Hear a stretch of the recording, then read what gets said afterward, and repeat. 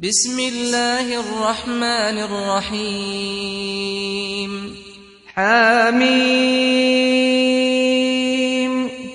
تنزيل الكتاب من الله العزيز الحكيم ما خلقنا السماوات والأرض وما بينهما إلا بالحق وأجل مسمى والذين كفروا عما أنذروا معرضون قل أرأيتم ما تدعون من دون الله أروني ماذا خلقوا من الأرض أم لهم شرك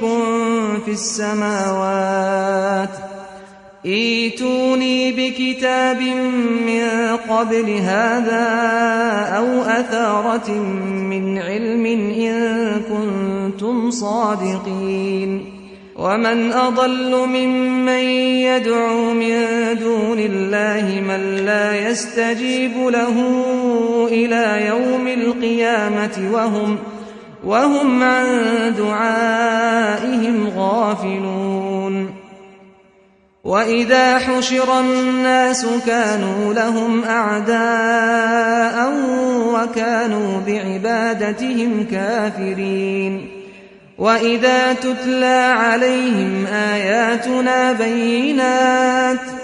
قال الذين كفروا للحق لما جاءهم هذا سحر مبين أم يقولون افتراه قل إن افتريته فلا تملكون لي من الله شيئا هو أعلم بما تفيضون فيه كفى به شهيدا بيني وبينكم وهو الغفور الرحيم قل ما كنت بدعا من الرسل وما أدري ما يفعل بي ولا بكم إن أتبع إلا ما يوحى إلي وما أنا إلا نذير مبين قل أرأيتم إن كان من عند الله وكفرتم به وشهد شاهد من بني إسرائيل على مثله فآمن واستكبرتم إن الله لا يهدي القوم الظالمين وقال الذين كفروا للذين آمنوا لو كان خيرا ما سبقونا إليه وإذ لم يهتدوا به فسيقولون هذا إفك قديم ومن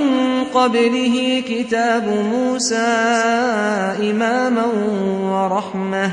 وهذا كتاب مصدق لسانا عربيا لينذر الذين ظلموا وبشرى للمحسنين إن الذين قالوا ربنا الله ثم استقاموا فلا خوف عليهم ولا هم يحزنون أولئك أصحاب الجنة خالدين فيها جزاء بما كانوا يعملون ووصينا الإنسان بوالديه إحسانا حملته أمه كرها ووضعته كرها وحمله وفصاله 30 شهرا حتى إذا بلغ أشده وبلغ 40 سنة قال رب أوزعني أن أشكر نعمتك التي أنعمت علي وعلى والدي وأن أعمل صالحا ترضاه وأصلح لي في ذريتي إني تبت إليك وإني من المسلمين أولئك الذين نتقبل عنهم أحسن ما عملوا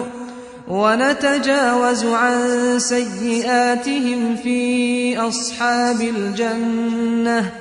وعد الصدق الذي كانوا يوعدون والذي قال لوالديه أف لكما أتعدانني أن أخرج وقد خلت القرون من قبلي وهما يستغيثان الله ويلك آمن إن وعد الله حق فيقول ما هذا إلا أساطير الأولين أولئك الذين حق عليهم القول في أمم قد خلت من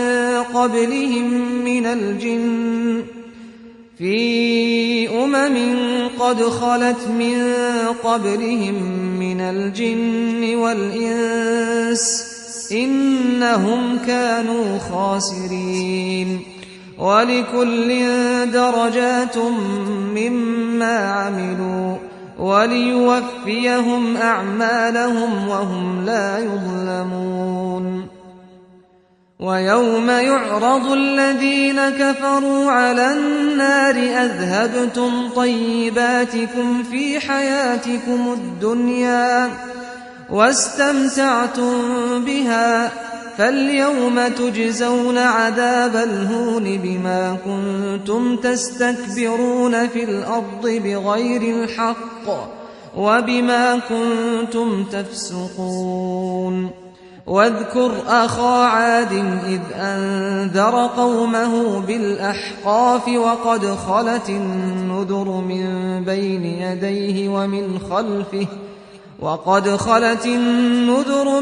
بين يديه ومن خلفه ألا تعبدوا إلا الله إني أخاف عليكم عذاب يوم عظيم قالوا أجئتنا لتأفكنا عن آلهتنا فأتنا بما تعدنا إن كنت من الصادقين قال إنما العلم عند الله وأبلغكم ما أرسلت به ولكني أراكم قوما تجهلون فلما رأوه عارضا مستقبل أوديتهم قالوا هذا عارض ممطرنا بل هو ما استعجلتم به ريح فيها عذاب أليم تدمر كل شيء بأمر ربها فأصبحوا لا يرى إلا مساكنهم كذلك نجزي القوم المجرمين ولقد مكناهم في ماء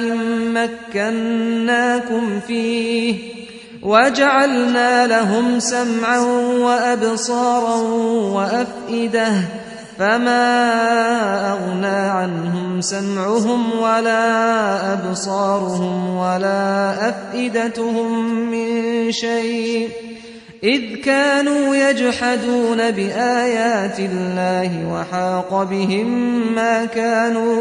وحاق بهم ما كانوا به يستهزئون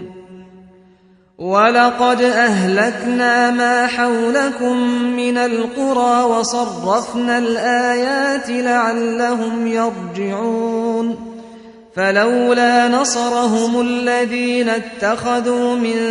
دون الله قربانا آلهة بل ضلوا عنهم وذلك إفكهم وما كانوا يفترون وإذ صرفنا إليك نفرا من الجن يستمعون القرآن فلما حضروه قالوا أنصتوا فلما قضي ولوا إلى قومهم منذرين قالوا يا قومنا إنا سمعنا كتابا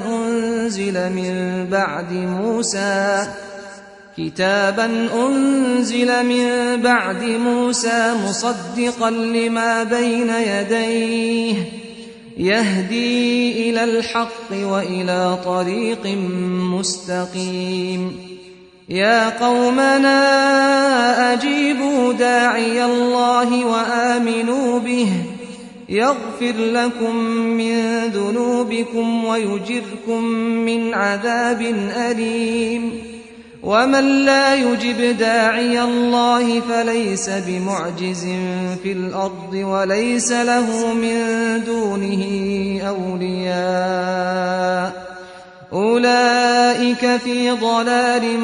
مبين أولم يروا أن الله الذي خلق السماوات والأرض ولم يعي بخلقهن بقادر على أن يحيي الموتى بلى إنه على كل شيء قدير ويوم يعرض الذين كفروا على النار أليس هذا بالحق قالوا بلى وربنا قال فذوقوا العذاب بما كنتم تكفرون فاصبر كما صبر أولو العزم من الرسل ولا تستعجل لهم كأنهم يوم يرون ما يوعدون لم يلبثوا إلا ساعة من نهار بلاغ فهل يهلك إلا القوم الفاسقون